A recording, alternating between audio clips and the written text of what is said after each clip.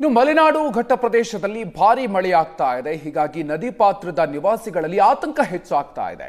ಅಡಿಕೆ ಕಾಫಿ ತೋಟಗಳಿಗೆ ನೀರು ನುಗ್ಗುವಂತಹ ಭೀತಿ ಹೆಚ್ಚಾಗ್ತಾ ಇದೆ. ಅಪಾಯದ ಮಟ್ಟವನ್ನ ಮೀರಿ ಭದ್ರಾ ನದಿ ಹರಿತಾ ಇದೆ. ಹೀಗಾಗಿ ನದಿ ಪಾತ್ರದ ಜನರ ಆತಂಕ ಹೆಚ್ಚಾಗ್ತಾ ಇದೆ.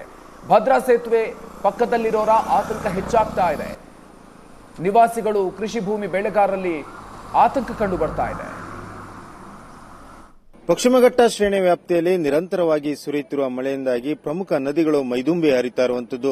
ಚಿಕ್ಕಮಗಳೂರಿನ ಭದ್ರಾ ನದಿಯು ಕೂಡ ಅಪಾಯದ ಮಟ್ಟವನ್ನು ಮೀರಿ ಹರಿತಾ ಇರುವಂತದ್ದು. ನಾವೀಗ ಚಿಕ್ಕಮಗಳೂರಿನ ಭದ್ರಾ ನದಿಯ ಸೇತುವೆಯ ಮೇಲ್ಭಾಗದಲ್ಲಿರುವಂತದ್ದು. ಬಾಳೆಹೊನ್ನೂರಿನ ಸಮೀಪ ಇರುವಂತಹ ಭದ್ರಾ ನದಿಯು ಕೂಡ ಈಗ ಪಶ್ಚಿಮಘಟ್ಟ ಶ್ರೇಣಿ ವ್ಯಾಪ್ತಿಯಲ್ಲಿ ಆಗಿರುವಂತಹ ಕುದುರೆಮುಖ, ಕೆರೆಕಟ್ಟೆ ಭಾಗದಲ್ಲಿ ನಿರಂತರವಾಗಿ ಮಳೆ ಸುರಿಯುತ್ತಿರುವಂತಹ ಪರಿಣಾಮವಾಗಿ ಭದ್ರಾ ನದಿಯು ಕೂಡ ಅಪಾಯದ ಮಟ್ಟವನ್ನು ಕೂಡ ಮೀರಿ ಹರಿತಾ ಇರುವಂತದ್ದು. ನದಿಯ ನೀರು ಯಾವ ರೀತಿ ಹರಿತಾ ಇರುವುದು ಅಂತ ಕೂಡ ಕಾಣಬಹುದಾಗಿರುವಂತದ್ದು. ಇದು ಬಯಲುಸೀಮೆ ಭಾಗವಾದಂತಹ ಜನರಿಗೆ ಒಂದು ಕುಡಿಯುವ ನೀರು ಹಾಗೇನೆ ಕೃಷಿ ಚಟುವಟಿಕೆಗಳಿಗೆ ಅನುಕೂಲವಾಗುವಂತಹ ನಿಟ್ಟಿನಲ್ಲಿ ಹರಿಯುವಂತಹ ನದಿಯ ನೀರಿನ ಪ್ರಮುಖವಾಗಿರುವಂತದ್ದು. ಈ ನದಿ ಮಟ್ಟ ಅಪಾಯದ ಮಟ್ಟವನ್ನು ಮೀರಿ ಹರಿದರೆ ಅಕ್ಕಪಕ್ಕದ ಮನೆಗಳಿಗೂ ಕೂಡ ನೀರು ನುಗ್ಗುವಂತಹ ಸಾಧ್ಯತೆಗಳು ಕೂಡ ಇರುವಂತದ್ದು. ಅವರಿಗೂ ಕೂಡ ಆತಂಕ ಎದುರಾಗಿರುವಂತದ್ದು. ಬಂಡಿ ಮಠದ ನಿವಾಸಿಗಳಿಗೂ ಕೂಡ ಭದ್ರಾ ನದಿಯ ನೀರು ಎಲ್ಲ ಒಂದ್ ಕಡೆ ಅಪಾಯದ ಮಟ್ಟವನ್ನು ಮೀರಿ ಹರಿದ್ರೆ ಆ ಬಂಡಿ ಮಠದ ಮನೆಗಳಿಗೂ ಕೂಡ ನೀರು ನುಗ್ಗುವಂತಹ ಸಾಧ್ಯತೆಗಳು ಕೂಡ ಇರುವಂತದ್ದು.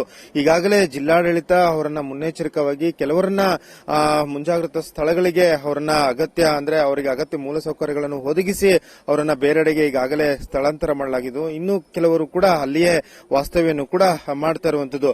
ಮಲೆನಾಡಿನಲ್ಲಿ ಬಿಟ್ಟು ಮಳೆ ಸುರಿತಾ ಇರುವುದರಿಂದ ಸಾಕಷ್ಟು ಒಂದು ಜನಜೀವನದ ಮೇಲೂ ಕೂಡ ಅಸ್ತವ್ಯಸ್ತವಾಗಿರುವಂತದ್ದು.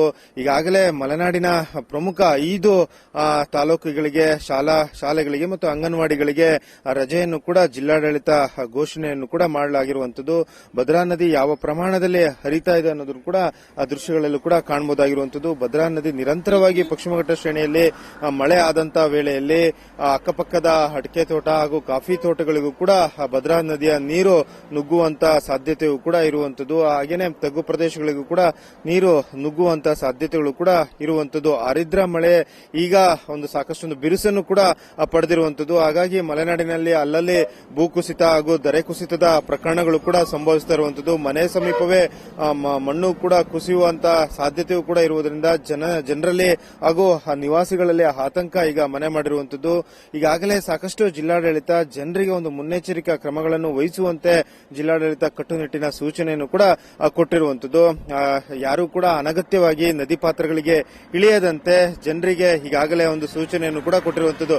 ಯಾಕೆಂದ್ರೆ ಕೆಲವರು ಮೀನುಗಳನ್ನ ಹಿಡಿಲಿಕ್ಕೂ ಕೂಡ ಇಲ್ಲಿಗೆ ಬರುವಂತದ್ದು. ಹಾಗಾಗಿ ಅಂತವರಿಗೂ ಕೂಡ ಜಿಲ್ಲಾಡಳಿತ ಒಂದು ಖಡಕ್ ಆದಂತಹ ಎಚ್ಚರಿಕೆಯನ್ನು ಕೂಡ ಕೊಟ್ಟಿರುವಂತದ್ದು. ಒಟ್ಟಾರೆ ಮಲೆನಾಡಿನಲ್ಲಿ ಬಿಟ್ಟು ಮಳೆ ಸುರಿತಾ ಇರುವುದರಿಂದ ಜನಜೀವನದ ಮೇಲೂ ಕೂಡ ಅಸ್ತವ್ಯಸ್ತವಾಗುವಂತೆ ಪರಿಣಾಮ ಬೀರಿರುವಂತದ್ದು. ಅಲ್ಲದೆ ಪಶ್ಚಿಮಘಟ್ಟ ಶ್ರೇಣಿಯಲ್ಲಿ ನಿರಂತರವಾಗಿ ಮಳೆ ಸುರಿತಿರುವಂತಹ ಪ್ರಮುಖ ನದಿಗಳು ಈಗ ಮೈದುಂಬಿ ಹರಿತಾ ಇರುವಂತದ್ದು. ತುಂಗಾ, ಭದ್ರಾ ನದಿಗಳು ಅಪಾಯದ ಮಟ್ಟವನ್ನು ಮೀರಿ ಹರಿತಾ ಇರುವಂತದ್ದು. ಚಿಕ್ಕಮಗಳೂರಿನ ಕ್ಯಾಮರಾಮನ್ ಶ್ರೀಕಾಂತ್ ಜೊತೆಗೆ ಆಲ್ದೂರು ಕಿರಣ್, ಏಷ್ಯಾನೆಟ್ ಸುವರ್ಣ ನ್ಯೂಸ್.